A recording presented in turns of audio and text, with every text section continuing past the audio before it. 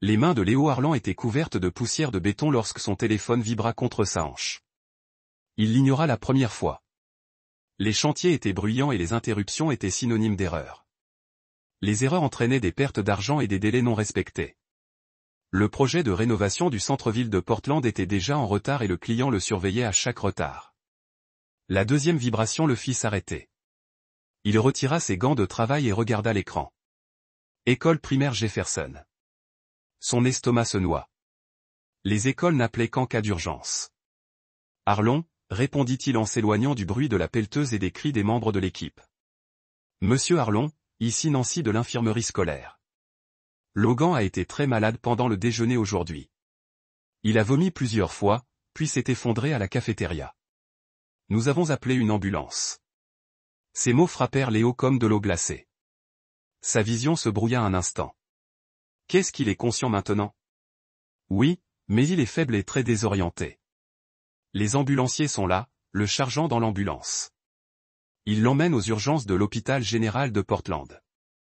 Léo marchait déjà vers son camion, ses bottes de travail crissant sur le gravier. J'arrive. As-tu appelé ma femme? On a essayé son numéro 2 fois. Pas de réponse. Bien sûr. Florence ne répondait jamais quand c'était important. Jamais disponible quand Logan avait besoin d'elle. Point. La main de Léo tremblait tandis qu'il tâtonnait avec les clés de son camion. Logan avait 9 ans et n'avait jamais été gravement malade. Le gamin mangeait des légumes sans se plaindre, courait dans le quartier jusqu'à la nuit, jouait au foot 2 fois par semaine. Qu'est-ce qui pouvait bien faire s'effondrer un enfant en bonne santé? La circulation était infernale dans le dédale de rues à sens unique du centre-ville de Portland. Léo a appelé Florence 3 fois, chaque sonnerie déclenchant la messagerie. Son esprit explorait les possibilités. Nourriture, réaction allergique, appendicite, un accident à l'école. À la 4e tentative, Florence a décroché. Sa voix avait ce ton tranchant qu'elle avait toujours pendant les heures de travail. Qu'est-ce qui se passe, Léo? Je suis en plein milieu d'une présentation. Logan est à l'hôpital. Il s'est effondré à l'école. Il pense qu'il a été empoisonné. Un silence. Léo entendait le bruit du bureau en arrière-plan. Des voix discutaient de stratégie marketing et de projections budgétaires. Comment ça, évanoui? Les enfants ont tout le temps mal au ventre. Il vomit à répétition et s'évanouit à la cafétéria. Florence. Les ambulanciers l'emmenèrent à l'hôpital général de Portland. J'y vais en voiture. Nouvelle pause.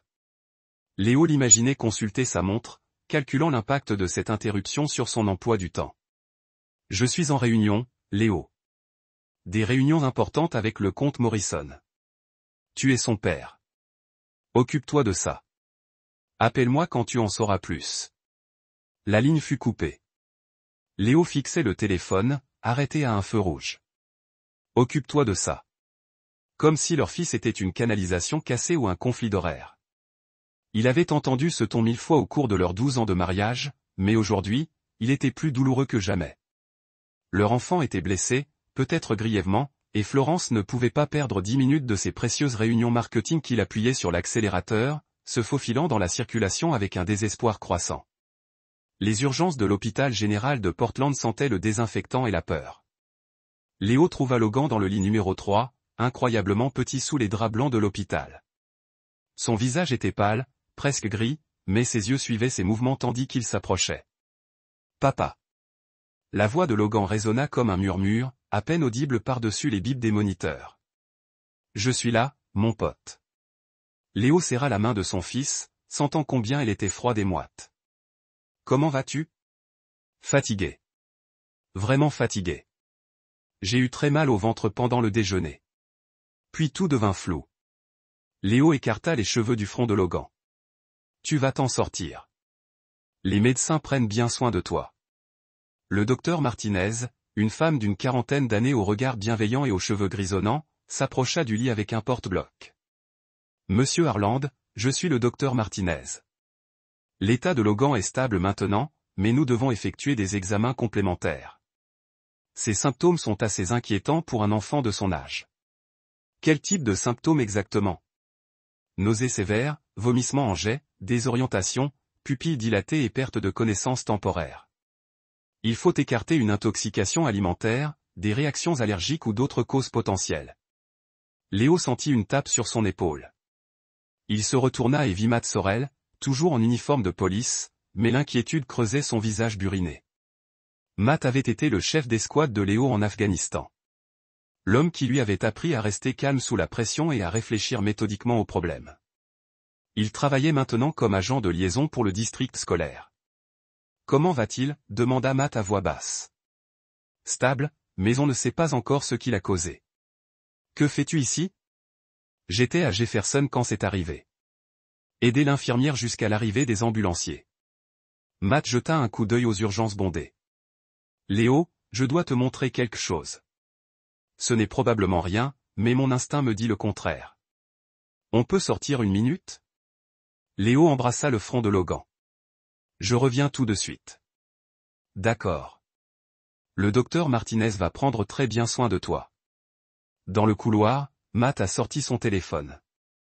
L'école est équipée de caméras de sécurité dans tout le bâtiment. J'ai visionné les images de ce matin pendant le dépôt des enfants. Pourquoi faire ça? Parce que j'ai déjà vu des intoxications alimentaires sur le terrain et ici, à la maison.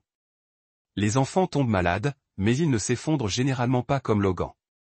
L'infirmière a mentionné que le déjeuner de Logan était quasiment intact, mais que sa bouteille thermos de jus de pomme était complètement vide. Matt a ouvert une vidéo sur son téléphone. Regardez bien. C'est à 7h45 ce matin, environ 20 minutes après le début du dépôt des enfants. Les images de grand-mère montraient le couloir principal de l'école. Les enfants accrochaient leurs sacs à dos et leurs casiers tandis que les parents se précipitaient, consultant leurs montres et rappelant les heures de ramassage. Puis un homme est apparu dans le cadre. Il portait des lunettes de soleil malgré son intérieur. Un sweat à capuche sombre remonté pour cacher son visage, se dirigeant d'un pas décidé vers le casier. Il s'est arrêté devant le casier rouge vif de Logan, facilement identifiable grâce aux autocollants de dinosaures que Logan avait insisté pour y placer. L'homme ouvrit la boîte à lunch rouge assortie, fit quelque chose que Léo ne put pas bien voir depuis l'angle de la caméra, puis referma la boîte et s'éloigna du même pas décidé. « Qui est-ce » demanda Léo d'une voix tendue. Continuez à regarder. Ça empire. 3 minutes plus tard, Florence entra dans le cadre par une autre porte près du bureau. Elle passa devant le casier de Logan, sans s'arrêter, mais visiblement consciente de ce qui l'entourait. L'homme à capuche réapparut, plus près de la caméra. Maintenant, lorsque Florence et l'homme établirent un contact visuel, ce n'était pas un simple regard entre inconnus. Il y avait une reconnaissance. Une communication. Le sang de Léo se glaça. C'est Florence. Que diable fait-elle là? Elle m'a dit qu'elle était déjà au travail. Vous êtes absolument certain que c'est elle? Léo observa l'écran, rembobina et regarda à nouveau. La démarche caractéristique de Florence, la façon dont elle tenait ses épaules, sa posture, le sac à main de créateur qu'elle avait acheté le mois dernier. Il était marié avec elle depuis 12 ans. Regardez-la s'éloigner 1000 fois. C'est ma femme. Matt a mis son téléphone dans sa poche. La boîte à lunch est maintenant une preuve. La police scientifique va tout analyser. Vous pensez que quelqu'un a empoisonné mon fils? Je pense que quelqu'un voulait le rendre malade. La question est, pourquoi? Et Léo? L'expression de Matt était sombre. D'après ce que je viens de vous montrer, je pense que votre femme en sait plus qu'elle ne le laisse paraître. Le docteur Martinez est revenu 2 heures plus tard avec les résultats des analyses et une expression sombre. Léo était assis à côté du lit de Logan, regardant son fils dormir d'un sommeil agité. Le teint de Logan s'était légèrement amélioré, mais il paraissait toujours fragile sous la lumière crue de l'hôpital. Monsieur Arlon, nous avons trouvé des traces de 2 substances différentes dans l'organisme de Logan, la diénhydroméine et le lorazépam. Je ne comprends pas ce que c'est. Le docteur Martinez s'est assis. Son expression était sérieuse. La diénhydroméine est un antihistaminique courant présent dans le Benadryl et des médicaments similaires. Le lorazépam est un anxiolytique sur ordonnance de la famille des benzoazépines. Selon la combinaison et le dosage administré à Logan, ces substances provoqueraient somnolence, nausées, désorientation et potentiellement perte de connaissance. À plus forte dose, elle n'a pas terminé sa phrase. Point. Les poings de Léo se sont serrés. quelqu'un l'a délibérément drogué. Apparemment oui. Nous avons contacté les services de protection de l'enfance et la police. Ils voudront vous parler, avouer à votre femme, des habitudes de Logan, de qui a accès à sa nourriture et des médicaments qu'il prend chez vous. Ma femme prétend être au travail ce matin, mais j'ai des raisons de croire qu'elle était à l'école. Le docteur Martinez a soigneusement noté son dossier médical. Logan prend-il régulièrement des médicaments? Des compléments alimentaires ou des vitamines? Aucun. Nous avons une politique stricte à ce sujet. Florence dit toujours que les médecins surmédicamentent les enfants de nos jours. Nous n'utilisons des médicaments qu'en cas d'absolue nécessité, par exemple s'il a plus de 38 degrés Celsius de fièvre. Des allergies alimentaires ou médicamenteuses connues? Non. Il n'a jamais été aussi malade. Il n'a même jamais eu de gros rhume. Léo regarda son fils endormi. C'est l'enfant le plus sain que je connaisse. Il joue au foot, fait du vélo partout, mange tout ce qu'on lui sert. Le docteur Martinez hocha la tête, poursuivant ses notes. Nous le garderons en observation toute la nuit et subirons des examens complémentaires. La bonne nouvelle, c'est que les enfants métabolisent ces substances relativement vite. Il devrait se rétablir complètement, mais nous voulons le surveiller attentivement. Matt apparut dans l'embrasure de la porte, suivi d'une femme en veste de détective. Léo, voici l'inspectrice Sarah Kim. Elle doit vous poser quelques questions. L'inspectrice Kim était plus jeune que Léo ne l'avait imaginé, avec un regard perçant et une attitude neutre. Monsieur Aaron, nous avons analysé la boîte à lunch. Nous avons trouvé des résidus des deux substances qui ont été détectées dans les analyses sanguines de Logan. Elles étaient mélangées à son jus de pomme. La pièce semblait s'incliner. Quelqu'un avait délibérément et méthodiquement empoisonné son fils de 9 ans. Quelqu'un qui connaissait les habitudes de Logan, qui pouvait accéder à son déjeuner, qui voulait qu'il ait l'air malade ou négligé. Quelqu'un qui ressemblait trait pour trait à sa femme. L'inspecteur Léo dit prudemment, il y a quelque chose que vous devez voir. Léo était assis dans son bureau à 2 heures du matin.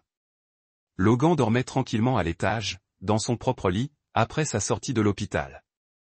La maison semblait différente, contaminée. Chaque ombre semblait cacher une menace.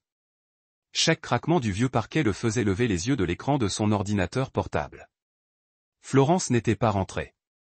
Elle avait envoyé un SMS à 23 heures. Travaillant tard sur Morrison Pitch. Espérons que Logan aille mieux. Pas d'appel, pas de visite à l'hôpital. Pas de questions sur l'état de santé de leur fils ou l'enquête policière. Léo ouvrit leur compte Apple commun et commença à parcourir méthodiquement l'historique d'utilisation des applications, les archives de mails et les données de localisation. Florence était organisée et méthodique sur la plupart des choses, mais elle avait perdu toute attention à la confidentialité numérique ces derniers mois. Elle pensait que Léo était trop occupé par des chantiers et des matchs de foot du week-end pour prêter attention à la technologie. Elle avait tort. Les SMS apparurent en premier, enfouis dans un dossier de sauvegarde dont Florence ignorait probablement l'existence. Des centaines d'entre elles entre Florence et un certain Andrew Bishop. Léo ne reconnaissait pas le nom, mais les conversations lui retournaient l'estomac à chaque ligne qu'il lisait. Florence. Léo commence à se méfier des changements d'horaire. Andrew, alors il faut accélérer le plan. Florence, pas encore. J'ai d'abord besoin de plus de documents. Plus de preuves.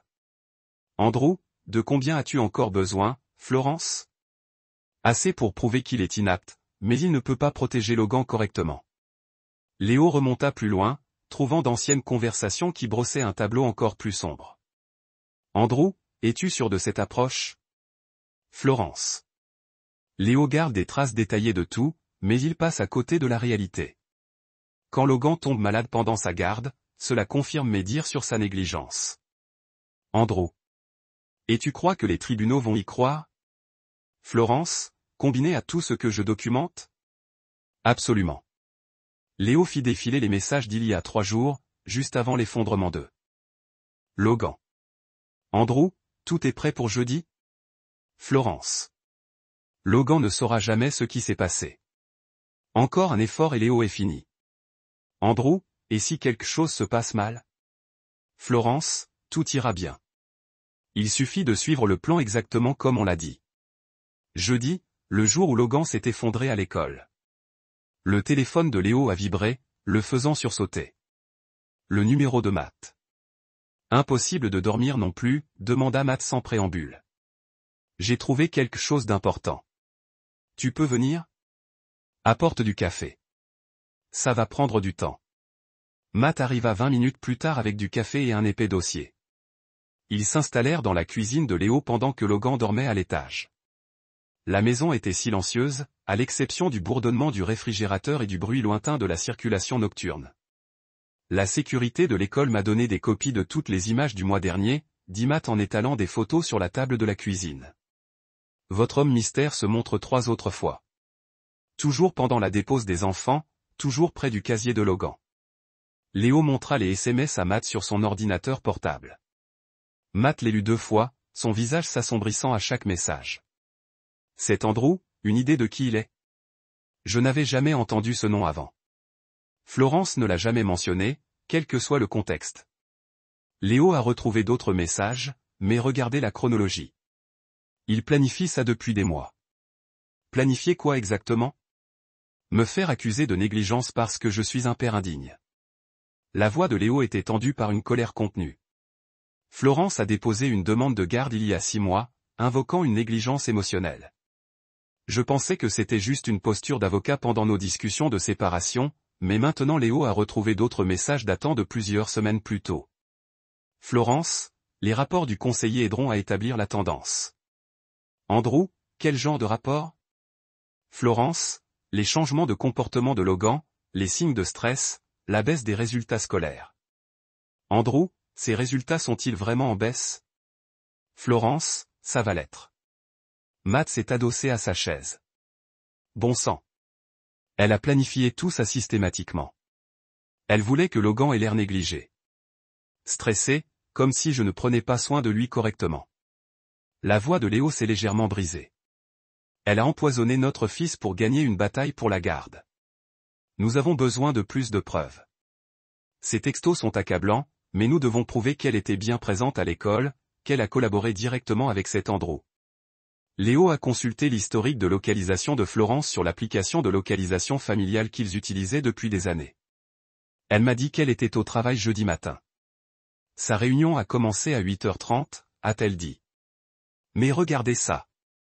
La carte indiquait que la localisation du téléphone de Florence était désactivée de 7h30 à 9h15 jeudi matin. Mais les journaux d'accès de son badge professionnel, que Léo pouvait consulter via le portail familial de son entreprise, ne montraient aucune entrée scannée avant 10h30. Elle a menti sur sa position pendant près de 3 heures. Matt a dit, elle ment sur tout depuis des mois. Léo a ouvert un autre dossier sur son ordinateur portable. Il y a plus. J'ai commencé à recouper les dates et il y a une série d'incidents où je passe pour un père négligent. Il a montré à Matt un calendrier avec les dates de marque. Il y a 3 semaines, l'enseignante de Logan m'a dit, j'ai raté une réunion de parents, mais je n'ai jamais reçu l'email de notification. Il y a 2 semaines, Logan s'est présenté à la photo de classe avec les vêtements de la veille parce que j'aurais soi-disant oublié de le prévenir. La semaine dernière, je lui aurais soi-disant préparé un déjeuner avec un yaourt périmé qui l'a rendu malade. Tu crois qu'elle a orchestré tout ça? Je sais. Chaque incident me donnait l'air négligent ou distrait. Chaque incident était documenté par le personnel de l'école. Léo avait une expression glaciale. Elle monte un dossier contre moi depuis des mois, et je ne l'ai jamais vu venir. Florence est rentrée vendredi soir pendant que Léo aidait Logan à faire ses devoirs à la table de la cuisine. Elle portait son habituel sac à main en cuir surdimensionné et se déplaçait avec une efficacité impeccable qui avait autrefois attiré Léo, mais qui semblait maintenant calculatrice et froide. « Comment va Logan ?» demanda-t-elle, évitant tout contact visuel avec eux tandis qu'elle accrochait sa veste dans le placard du couloir. « Mieux. »« Non, grâce à vous. » Léo garda une voix calme et posée. Logan n'en avait pas besoin. J'entendais ses parents se disputer, surtout après ce qu'il avait traversé. Florence entra dans la cuisine et consulta ses messages. J'avais 3 présentations cruciales avec des clients hier. Léo, je ne pouvais pas abandonner mes responsabilités professionnelles. Ton fils était à l'hôpital et tu as géré la situation à la perfection. C'est ce que font les pères. Elle ouvrit le réfrigérateur et en sortit une bouteille de vin. De plus, il va bien maintenant. Les enfants sont résilients. Logan leva les yeux de sa feuille de maths, son crayon posé sur un problème. Maman, le médecin a dit que quelqu'un avait mis des médicaments dans mon jus de fruits exprès. L'expression de Florence resta inchangée tandis qu'elle versait du vin dans un verre. C'est très effrayant, ma chérie. La police a-t-elle trouvé le coupable? Ils enquêtent toujours, dit Léo en l'observant attentivement. Ils vérifient les images de sécurité, testent tout dans la cantine de Logan, parlent à tous ceux qui ont eu accès à son casier. Bien. J'espère qu'ils attraperont celui qui a fait cette chose terrible. Sa voix ne vacillait pas, parfaitement stable et convaincante, comme si Léo n'avait pas vu la vidéo lui-même. S'il n'avait pas lu les SMS, il aurait pu croire à sa performance. Après que Logan eut fini ses devoirs et fut monté prendre une douche, Léo confronta Florence dans leur chambre. Elle troquait sa tenue de travail pour un pantalon de yoga et un sweatshirt, vaquant à ses occupations comme si de rien n'était. « Où étais-tu jeudi matin » demanda Léo sans détour.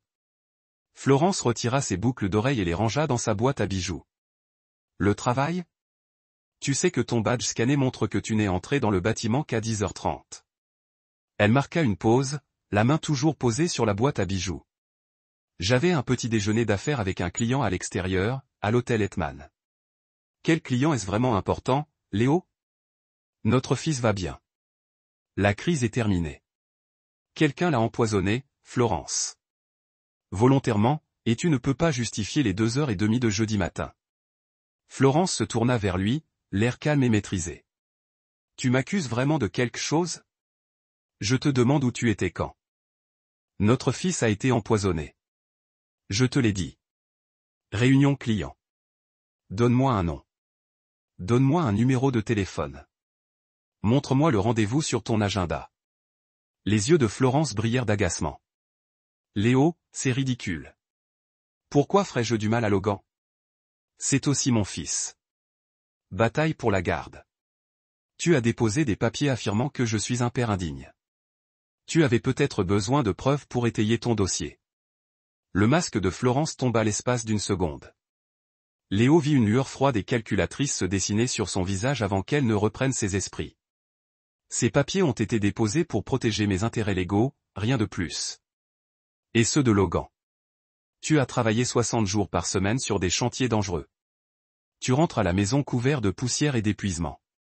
Il est peut-être temps pour Logan d'avoir plus de stabilité dans sa vie. De la stabilité? Tu ne pouvais même pas lui rendre visite à l'hôpital. Je travaillais. Certains d'entre nous ont des carrières qui comptent vraiment, qui apportent quelque chose de significatif à la société. L'insulte flottait entre eux. Léo sentit sa colère monter, mais garda un ton neutre. Ma carrière a construit cette maison. Florence paie ta voiture, tes vêtements, l'école et le club de foot de Logan. Et ma carrière finance notre assurance maladie, notre retraite et l'épargne-études de Logan. Elle se tourna vers le miroir. Peut-être que si tu t'étais davantage concentré sur l'avancement au lieu de te contenter de te présenter et de brandir un marteau, nous n'aurions pas de discussion financière pendant la procédure de garde. La conversation était terminée. Florence entra dans la salle de bain et ferma la porte. Léo entendit la douche couler, effaçant toute possibilité de communication honnête. Il est descendu et a appelé Matt. Elle ment sur tout et elle ne recule pas. Elle maintiendra sa version des faits, quelles que soient les preuves que nous présenterons. Il faut donc que nous nous assurions que nos preuves sont irréfutables, a répondu Matt. Si elle est prête à empoisonner son propre fils pour obtenir la garde de ses enfants, on ne sait jamais ce qu'elle pourrait faire d'autre. Samedi matin, Léo a reçu un appel inattendu de Kira Lawson, la conseillère scolaire de Logan. Sa voix tremblait, incertaine. Monsieur Aaron, je dois vous parler de jeudi. De Logan, de ce que j'ai observé ces dernières semaines. Quel genre d'observation? Pas au téléphone, s'il vous plaît. Pouvez-vous me retrouver quelque part? Dans un endroit privé où nous pourrons parler ouvertement. Ils se sont rencontrés dans un petit café près de l'école, loin des autres parents et du personnel. Kira était plus jeune que Léo ne l'avait imaginé, peut-être la trentaine, avec des yeux fatigués et des mains nerveuses qui n'arrêtaient pas de remuer sa tasse de café. J'aurais dû parler plus tôt, a-t-elle commencé d'une voix à peine plus forte. Un murmure. Mais je n'en étais pas tout à fait sûr, et je ne voulais pas porter d'accusation sans preuves absolues. Quel genre d'accusation? Kira serra sa tasse de café des deux mains comme pour se réchauffer. À propos de votre femme. de la façon dont elle interagit avec Logan quand elle pense que personne ne la regarde. Léo sentit sa poitrine se serrer. Que voulez-vous dire? Il y a 3 semaines, je passais devant le couloir principal pendant la sortie des enfants. J'ai vu Florence saisir fort le bras de Logan. Assez fort pour qu'il fasse un bruit comme s'il avait mal, mais il n'a pas crié ni protesté. Quand je me suis approché pour les saluer, elle m'a immédiatement lâché et m'a souri comme si de rien n'était. Avez-vous signalé l'incident?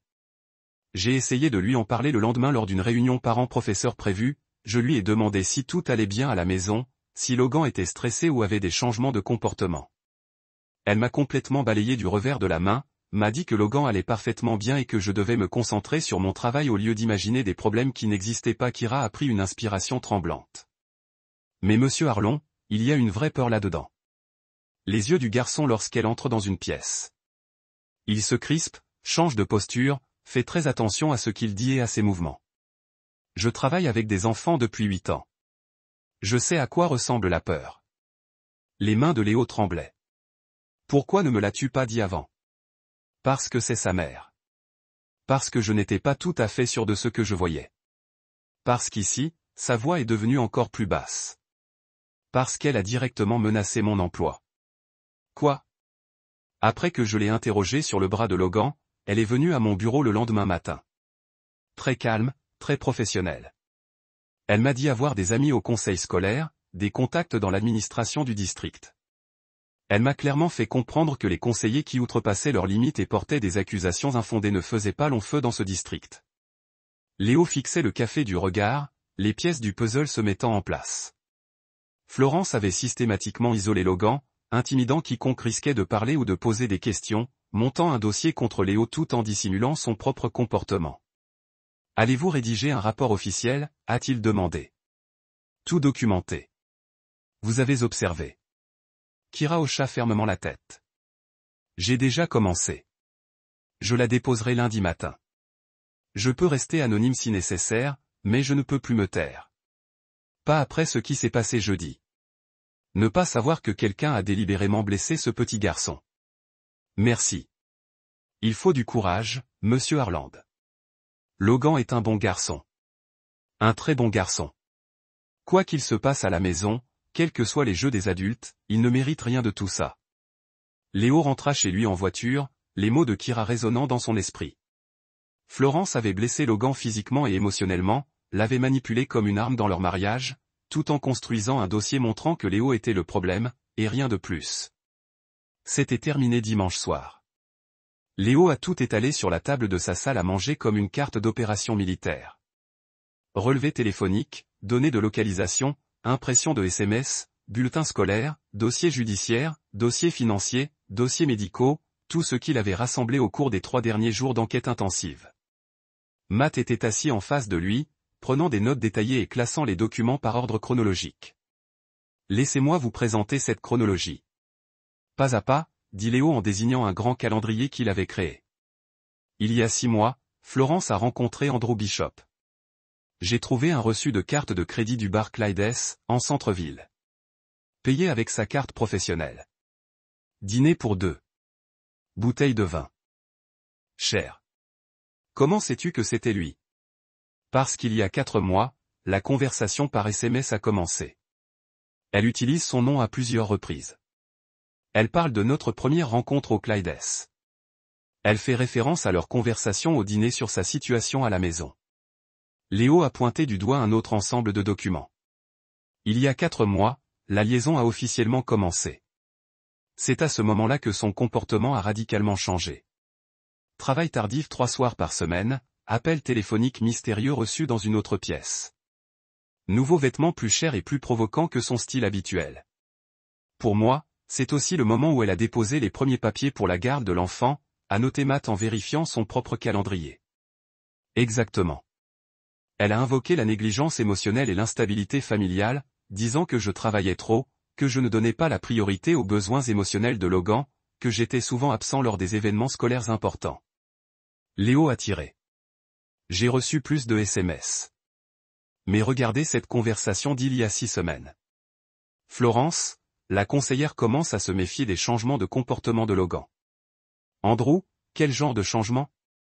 Florence, il est plus renfermé à l'école, moins sociable. Elle a demandé s'il y avait des problèmes à la maison. Andrew, tu devrais peut-être relâcher la pression jusqu'à ce que cette histoire de garde soit résolue. Florence, je ne peux pas me relâcher maintenant. J'ai besoin de preuves cohérentes de l'échec de Léo en tant que père. Matt lut par-dessus l'épaule de Léo, son expression s'assombrissant. Des preuves de quoi exactement? Léo ouvrit un épais dossier. C'est là que ça devient vraiment dégoûtant. Florence a systématiquement créé des situations pour me faire passer pour un parent négligent ou incompétent. Il a étalé une série de mails imprimés et de communications scolaires. L'enseignante de Logan a manqué 3 réunions parents-enseignants parce que Florence lui avait donné des dates et des heures incorrectes, prétextant que j'avais modifié mon emploi du temps. Logan s'est présenté à la photo de classe en vêtements sales parce que Florence avait oublié de me prévenir. Elle a dit à l'entraîneur de foot de Logan que je ne pouvais pas assister au match à cause du travail alors que j'avais demandé ses après-midi de congé. Elle vous sabotait méthodiquement et documentait chaque incident.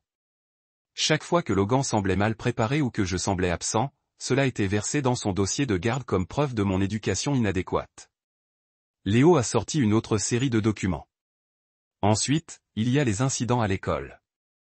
Logan a commencé à avoir des problèmes de comportement il y a 6 semaines, difficultés de concentration, repli sur soi en classe, réticence à participer aux activités de groupe. La conseillère d'orientation a tout documenté parce que Florence lui mettait la pression à la maison. Exactement. Elle créait du stress et de la peur, puis utilisait le comportement de Logan comme preuve de mon incapacité à lui assurer une stabilité émotionnelle. La voix de Léo était tendue par une rage contenue. Elle maltraitait psychologiquement notre fils pour gagner une bataille pour la garde. Matt s'est adossé à sa chaise et jeudi était censé être la preuve finale. L'empoisonnement avait pour but de montrer que je ne prêtais pas suffisamment attention à l'alimentation de Logan, à sa sécurité, à ses besoins fondamentaux. Florence savait que je lui préparais son déjeuner tous les matins. S'il tombait malade sous ma surveillance, cela prouverait ses dires concernant ma négligence. Léo a rassemblé les documents en piles chronologiques bien ordonnées, mais elle a commis des erreurs critiques. Les SMS prouvent la préméditation et le complot. Les données de localisation prouvent qu'elle a menti sur ses allées et venues. Les images de l'école prouvent une coordination directe avec Andrew Bishop. En parlant d'Andrew, j'ai effectué la vérification des antécédents que vous avez demandés. Matt a sorti un autre dossier. Andrew Bishop, 34 ans, travaille chez Meridian Pharmaceuticals comme superviseur du contrôle qualité. Il a accès à des échantillons de médicaments et à des substances réglementées. Et voici le point intéressant, il possède un dossier RH scellé concernant une prétendue utilisation abusive des ressources de l'entreprise il y a 6 mois. Quel genre d'abus? Les détails sont confidentiels, mais mon contact et le service de sécurité de l'entreprise affirment qu'il s'agissait d'un retrait non autorisé d'échantillons de médicaments. Il a conservé son emploi, mais a été placé en probation et sous surveillance stricte. Léo fixait le rapport d'antécédents. Florence a donc trouvé quelqu'un ayant accès aux substances exactes nécessaires pour empoisonner Logan. Quelqu'un qui était déjà compromis et vulnérable à la manipulation. On dirait bien. C'était planifié, Léo. Chaque détail a été pensé. Léo a rangé la dernière pile de documents.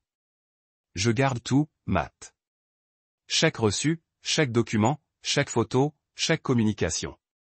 Florence a toujours dit que j'étais obsédé par la tenue de dossier, que je ne pouvais rien laisser passer. Heureusement que tu le es. Ce niveau de documentation est ce qui va sauver Logan et les envoyer tous les deux en prison. Demain matin, j'apporte ça à David Chin, mon avocat de famille. Ensuite, nous irons au bureau du procureur. Ensuite, nous déposerons une demande de garde d'urgence. Et Florence? L'expression de Léo était dure. Elle a fait son choix en empoisonnant notre fils pour obtenir la garde. Maintenant, elle en subit les conséquences. Lundi matin, Léo a découvert le fichier audio supprimé complètement par accident. Il copiait systématiquement les SMS sauvegardés de Florence sur un disque sécurisé lorsqu'il a remarqué que le stockage cloud contenait un dossier d'éléments récemment supprimés. Des mémos vocaux automatiquement supprimés il y a 3 jours, mais toujours récupérables, il les a tous restaurés, s'attendant à retrouver des notes professionnelles que Florence prenait souvent lors de réunions avec des clients. La plupart étaient précisément des rappels banals concernant les campagnes marketing et les réunions budgétaires.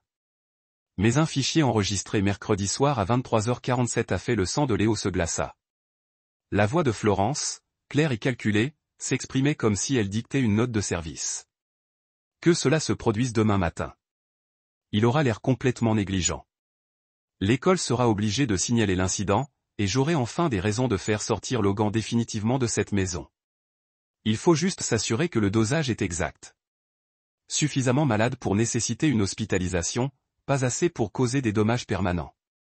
Léo passa l'enregistrement 3 fois pour s'assurer qu'il n'imaginait pas les mots. À chaque fois, le ton décontracté et professionnel de Florence rendait le contenu encore plus glaçant.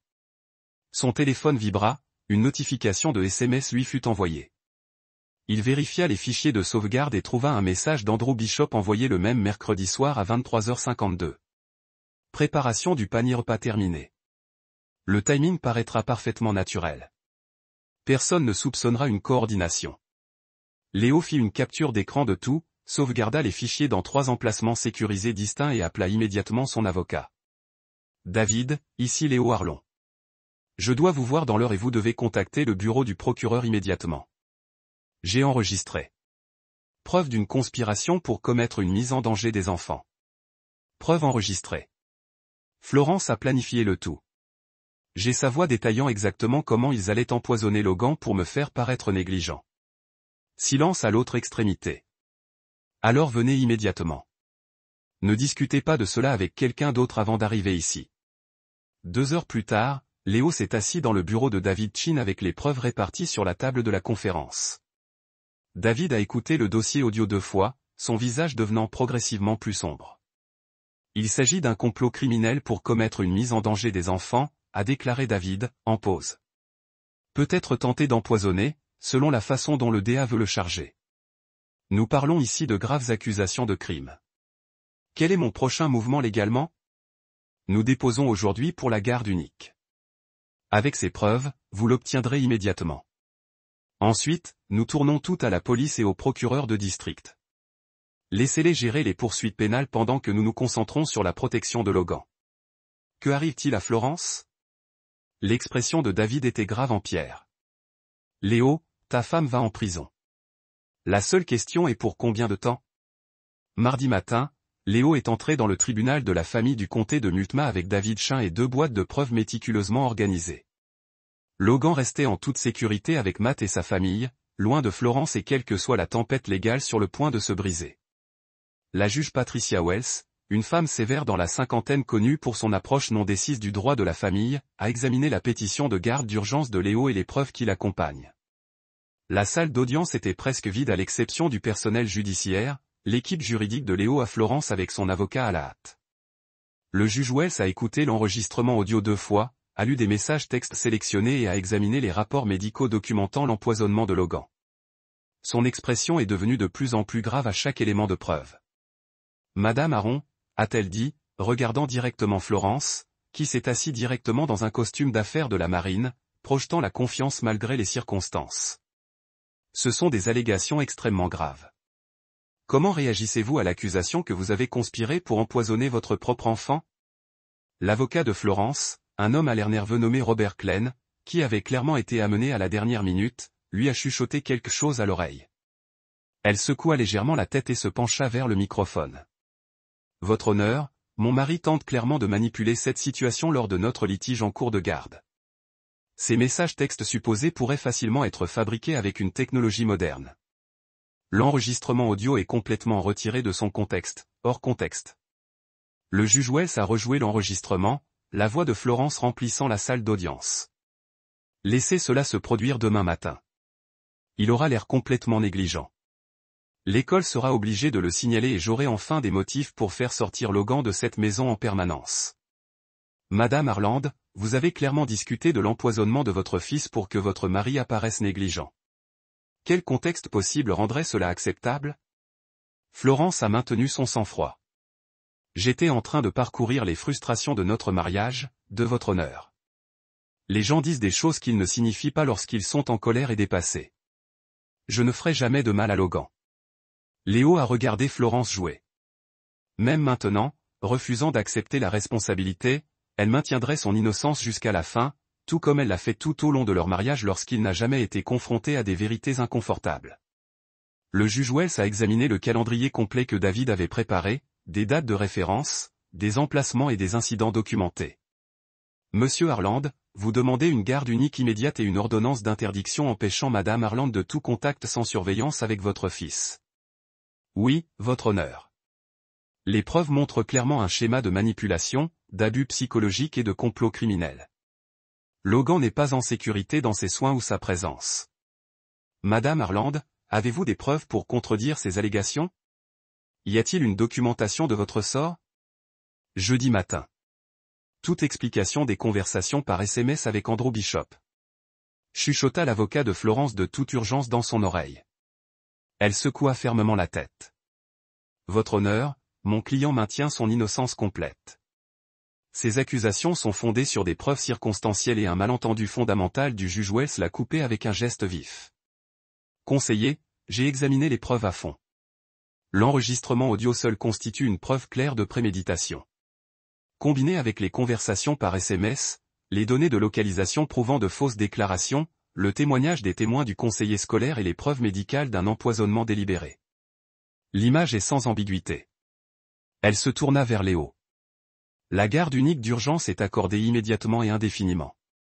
Madame Harlon, vous êtes interdit de tout contact avec votre fils, sauf par le tribunal, une visite supervisée épinglant le résultat de la procédure pénale.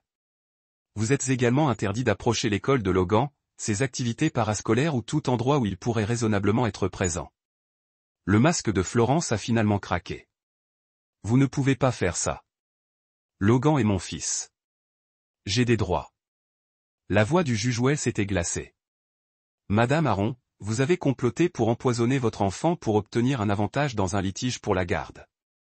Vous avez la chance que vous n'êtes pas menotté dans ma salle d'audience en ce moment. À l'extérieur du palais de justice, Léo a senti un poids de sa poitrine qu'il n'avait même pas réalisé qu'il avait porté. Logan était en sécurité, légalement, officiellement complètement à l'abri de la manipulation et des abus de Florence. Son téléphone a sonné immédiatement. La détective Sarah Kim, Monsieur Harron, nous avons arrêté Andrew Bishop. Il a accepté de coopérer pleinement avec notre enquête. Andrew Bishop a duré exactement 3h17 sous l'interrogatoire de la police avant de se casser complètement. Léo regarda à travers un verre à sens unique comme l'homme qui avait empoisonné son fils était assis en face du détective Kim et de son partenaire, le détective Rodriguez. Andrew était exactement ce à quoi Léo s'attendait, mince, nerveux, avec les mains douces et le teint pâle de quelqu'un qui a passé ses journées dans des environnements de bureau contrôlés par le climat. Florence m'a convaincu que c'était juste pour rendre le gamin légèrement malade, a déclaré Andrew, sa voix tremblant alors qu'il se tordit les mains. Elle a dit que son mari était émotionnellement abusif, qu'elle avait désespérément besoin de lui éloigner Logan. Alors, vous avez accepté d'empoisonner un enfant de 9 ans? La voix du détective Kim était complètement plate, dépourvue de sympathie. Ce n'était pas censé être un empoisonnement réel, juste pour lui rendre somnolent et nauséeux pendant quelques heures. Les épaules se sont effondrées dans mon lieu de travail. Lui hors de cette maison. Vert. Florence avait manipulé Andrew exactement de la même manière qu'elle a manipulé tout le monde, créant un faux récit où elle était la victime et Léo était la menace. Florence a-t-elle déjà mentionné la procédure de garde? Elle a dit qu'elle essayait de quitter Léo mais avait besoin d'une preuve légale qu'il était inapte en tant que père. Elle a dit que le tout était son idée, que je l'aidais juste à protéger Logan contre les abus futurs. Le détective Kim a glissé un document sur la table. Monsieur Bishop, vous êtes accusé de complot en vue de commettre une mise en danger des enfants, de falsification de preuves, d'assaut contre un mineur et de distribution illégale de substances contrôlées. Ce sont des accusations de crimes qui portent une peine de prison importante. Le visage d'Andrew est devenu complètement blanc, mais j'essayais d'aider. Vous empoisonnez un enfant, Monsieur Bishop. Vos motivations ne changent pas la nature criminelle de vos actions. Je veux coopérer. Je vais vous dire tout ce que Florence prévoyait, chaque conversation que nous avions, chaque détail de la façon dont cela était censé fonctionner. Smart choice, car en ce moment, vous risquez jusqu'à 15 ans de prison.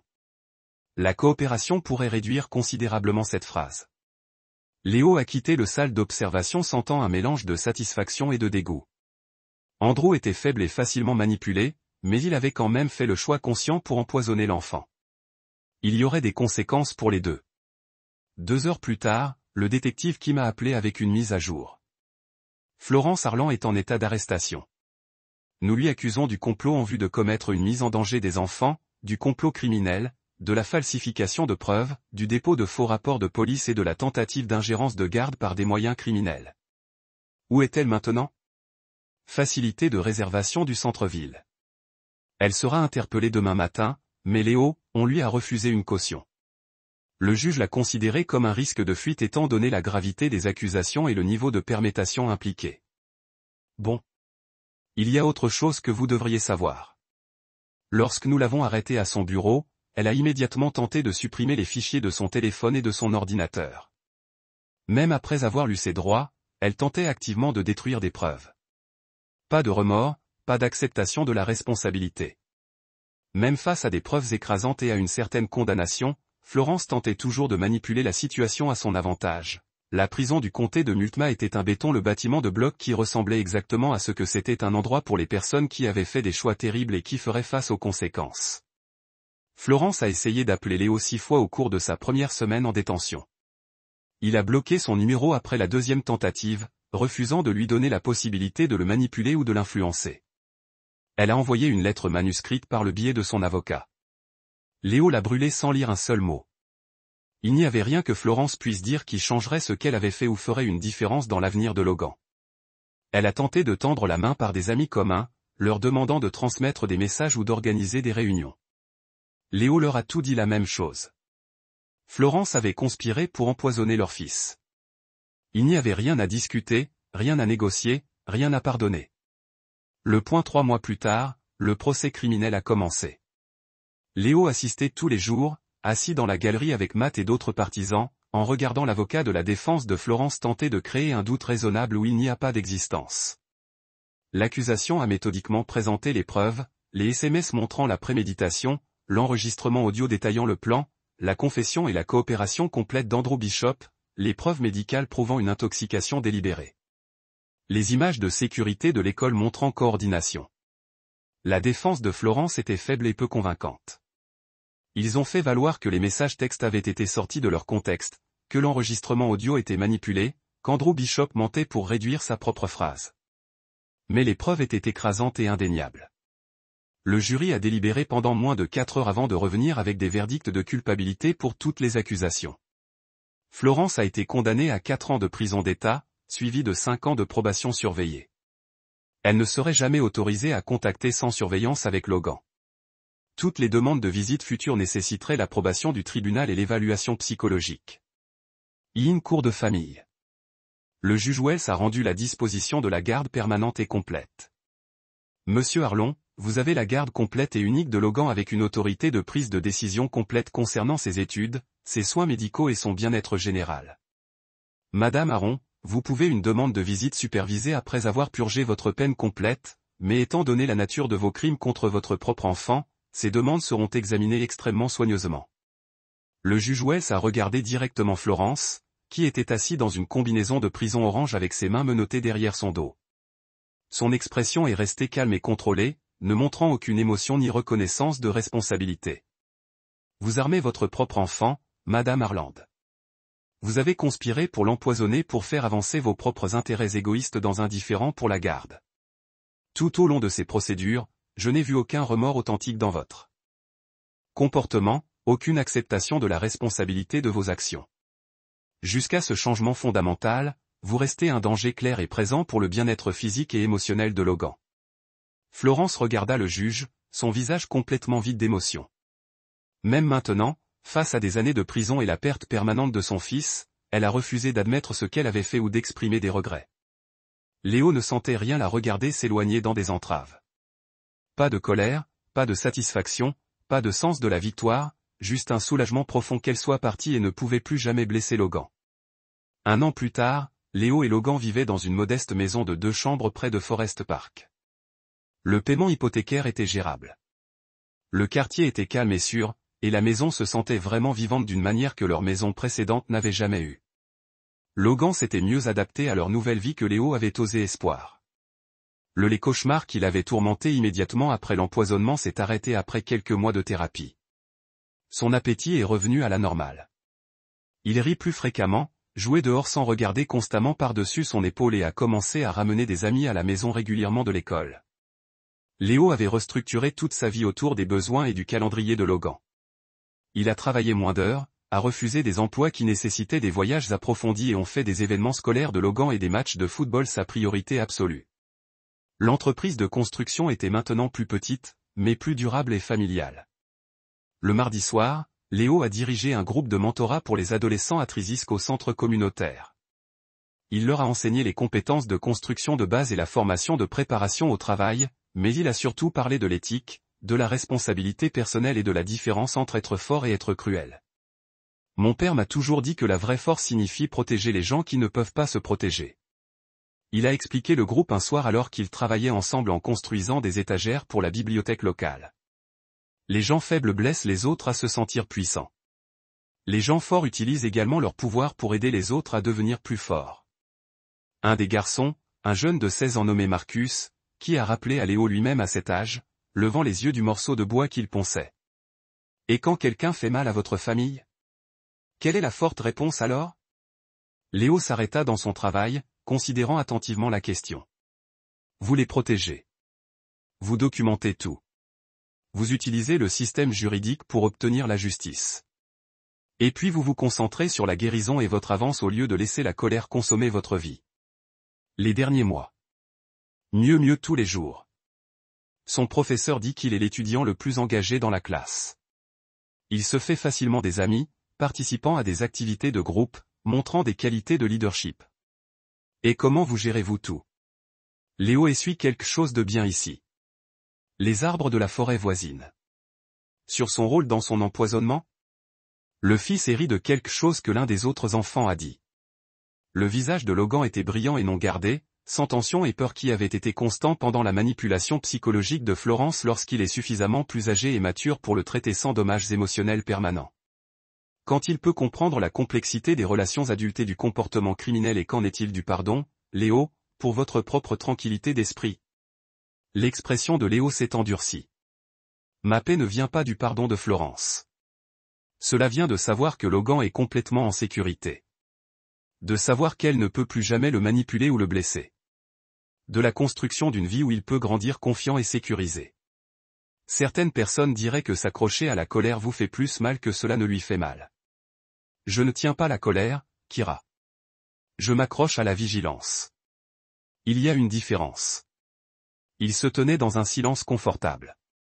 Regardez Logan jouer avec une joie inhibée. Léo avait appris à trouver un profond contentement dans des moments comme celui-ci. Le rire de Logan.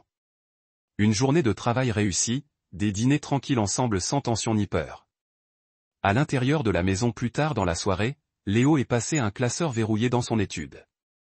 L'étiquette simple a lu Florence scellée. À l'intérieur se trouvaient des copies de chaque document, chaque message texte, chaque élément de preuve de l'affaire.